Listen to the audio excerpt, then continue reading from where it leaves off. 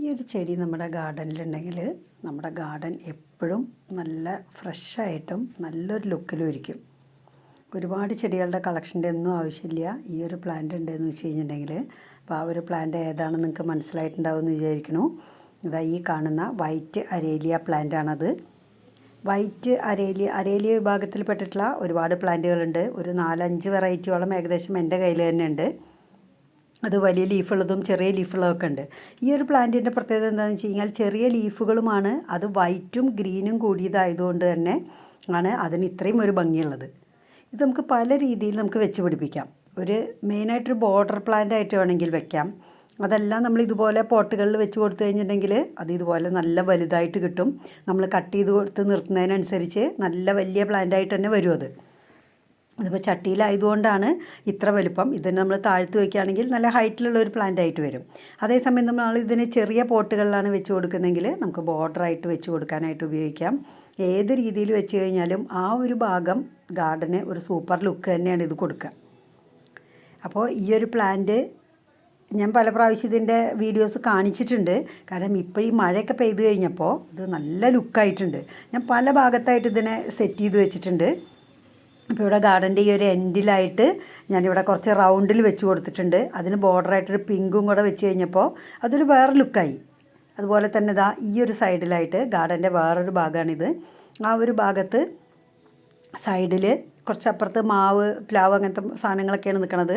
അതുകൊണ്ട് തന്നെ അതിനെ സെപ്പറേറ്റ് ചെയ്യുന്നതിന് വേണ്ടിയിട്ട് അവിടെ ചെറുതായിട്ടൊരു തിട്ട് പോലെ കൊടുത്തതിൻ്റെ മുകളിൽ നമ്മൾ വെച്ച് കൊടുത്തപ്പോൾ ആ ഒരു ഏരിയ ഒരു ഗ്രാൻഡ് ലുക്ക് വരും നമുക്ക് ഈ ഒരു അരേലിയ പ്ലാന്റ് വെച്ച് കഴിഞ്ഞിട്ടുണ്ട്.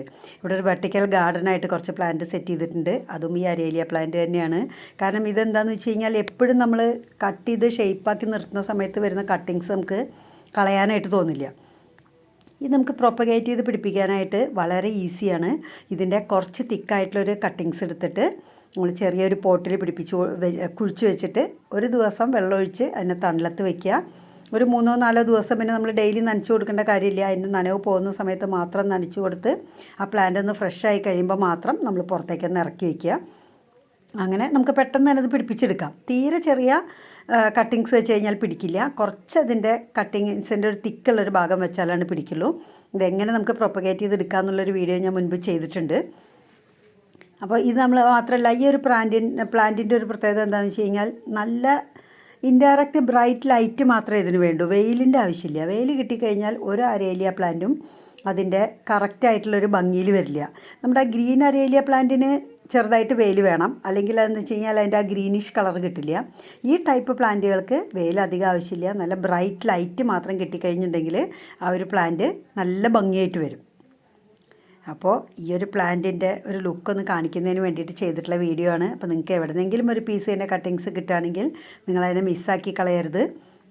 അതെങ്ങനെയെങ്കിലും നമ്മൾ പിടിപ്പിച്ചെടുക്കാൻ നോക്കണം. ഗാർഡൻ ഏറ്റവും മനോഹരമാക്കാൻ പറ്റിയിട്ടുള്ള വളരെ നല്ലൊരു പ്ലാന്റാണ് ഈ വൈറ്റ് അരേലിയ പ്ലാന്റ് എന്ന് പറയുന്നത്. അപ്പോൾ ഇതൊന്ന് ഷെയർ ചെയ്യുന്നതിന് വേണ്ടിയിട്ടാണ് ഈ ഒരു വീഡിയോ ചെയ്തത്.